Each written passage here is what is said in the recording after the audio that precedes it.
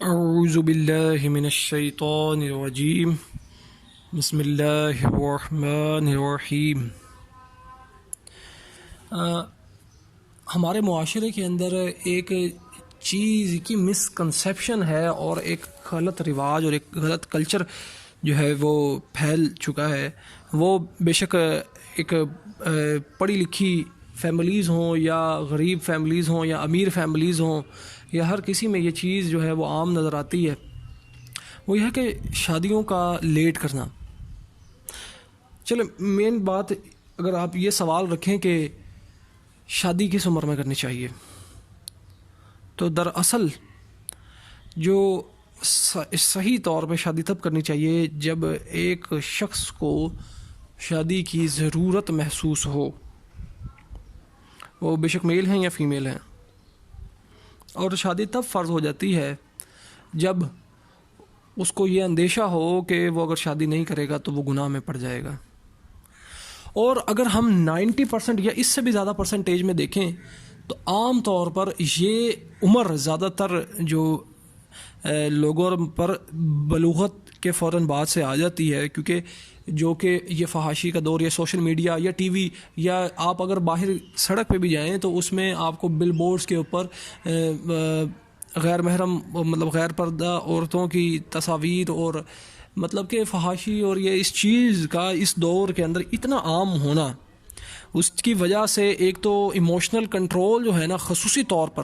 کس عمر میں نہیں ہوتا۔ آپ خود جانتے ہوں گے کہ سب سے زیادہ ایموشنل کنٹرول اور جذباتیات کس عمر میں ایموشنز اور جذبات ابھرتے ہیں، اور ایموشنل کنٹرول نہیں ہوتا خود پہ زیادہ، وہ بلوغت کے فوراً بعد کی عمر ہوتی ہے۔ یہ جب تقریباً عام طور پر یہ 15 16 17 18 سال، یہ مطلب کہ ٹین ایجرز کی جو ایج ہوتی ہے، اس چیز میں ایک کیونکہ پریکٹیکل ایکسپیرینس اتنا زیادہ نہیں ہوتا، اور زیادہ تر عوام جو ہے 90% سے زیادہ وہ بے شک پڑھے لکھا طبقات ہوں، وہ یونیورسٹیز گوئنگ ہوں، وہ کالج گوئنگ ہوں، وہ اسکول گوئنگ ہوں، ان کے اندر یہ چیز پیدا ہوتی ہے۔ اور یہ یونیورسٹی تو ہماری فحاشی کے اس طرح کے اڈے بن چکے ہیں جہاں پر اپنا بالکل ایک ببانگ دہل مطلب کہ ایک وہ اختلاط یا مطلب کہ میل جول لڑکیوں اور لڑکوں کا ہوتا ہے، جس کی وجہ سے بہت سارے مسائل بھی پیدا ہوتے ہیں۔ تو اس چیز پہ ہمیں غور کرنے کی ضرورت ہے کہ یہ جو اتنا بڑا یہ بگاڑ آ رہا ہے جس کی وجہ سے زنا عام ہو رہا ہے اور نکاح مشکل سے مشکل ترین ہو رہا ہے، تو سب سے بہترین جو عمر ہے نا، دیکھیں میری بات پہ غور کیا جائے گا، بڑی امپورٹنٹ بات کرنے جا رہا ہوں کہ وہ سب سے امپورٹنٹ عمر جو کہ وہ ہوتی ہے لڑک پن کی، جب بلوغت کے فوراً بعد، کیونکہ اس ٹائم جذبات پہ کنٹرول نہیں ہوتا، اس ٹائم اس کے ایک جو یہ سیکشول ڈیزائرز ہیں، اس کا ایک ہائپ ہوتا ہے، ایک بڑی اس کے اوپر جذباتی کیفیات ہوتی ہیں زیادہ تر لوگوں کی۔ تو اس میں پھر نوجوان کیا کرتے ہیں، غلط سائڈ پر مائل ہوتے ہیں، یا تو وہ زنا کی طرف، یا پھر وہ یہ چیز عام ایک چیز ہے، اس میں کوئی شرم نہیں ہے بیان کرنے میں، کیونکہ یہ ایک معاشرتی بگاڑ ہے، اس کو ایڈریس کرنا بہت ضروری ہے۔ مشت زنی کی طرف لوگ راغب ہوتے ہیں اور یہ غلط کام کرتے ہیں، غلط پورنوگرافی اور یہ چیز کے اوپر جاتے ہیں، اور اپنی ہیلتھ کو بھی خراب کر رہے ہوتے ہیں، اور گناہ کا مرتکب بھی ہو رہے ہوتے ہیں، مطلب کہ دنیا میں بھی بربادی کا سامان کر رہے ہوتے ہیں اور آخرت میں بھی بربادی کا سامان کر رہے ہوتے ہیں۔ اس چیز پہ ہمیں غور کرنی چاہیے، اس کا سخت گناہ ہے اور یہ بالکل حرام عمل ہے اسلام کے اندر، اس کی کوئی گنجائش نہیں، احادیث واضح ہیں اس کے بارے میں، یہ بالکل حرام عمل ہے مشت زنی کا، اور یہ غلط سائٹس کے اوپر، اور پھر وہ مختلف بیماریوں کا شکار ہوتے ہیں میل فیمیلز، اور اللہ معاف فرمائے کہ وہ بے شک امیر ہوں یا غریب ہوں، دیکھیں کہ یہ چیز بہت افیکٹ کر رہی ہوتی ہے۔ اور یہ دیکھیں کہ کوئی انسان کے اندر یہ ڈیزائر کا پیدا ہونا کوئی غلط چیز نہیں، جس طرح سے انسان کو بھوک لگتی ہے انسان کھانا کھا لیتا ہے، اسی طرح سے یہ ڈیزائر ایک قدرتی طور پر فطرتی طور پر انسان میں پیدا ہوتی ہے، اور اگر وہ نکاح نہیں کرتا اور اپنے آپ کو محفوظ نہیں رکھتا تو کیا ہوتا ہے، وہ غلط سائڈ پر ہو جاتا ہے اور وہ پھر گناہ کا ارتکاب کرنے لگ جاتا ہے۔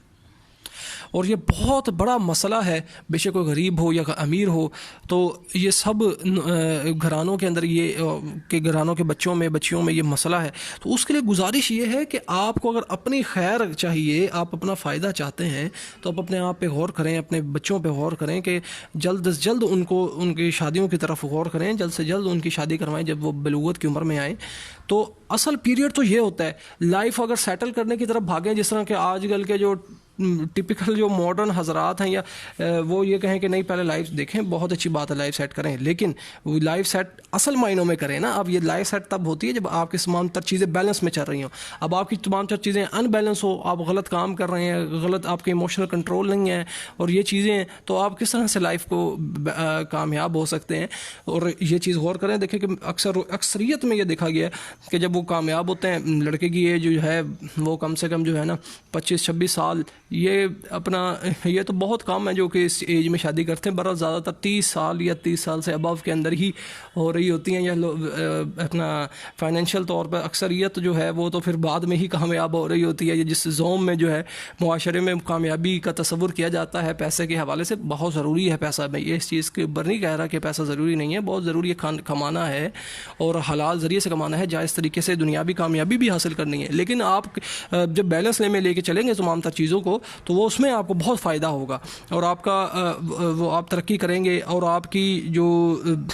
زندگی ہے وہ بڑی خوشحال ہوگی۔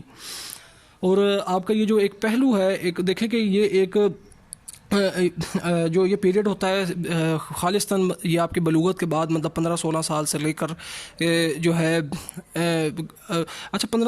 زیادہ تر شادیاں ہوتی ہیں 30 سال میں، اور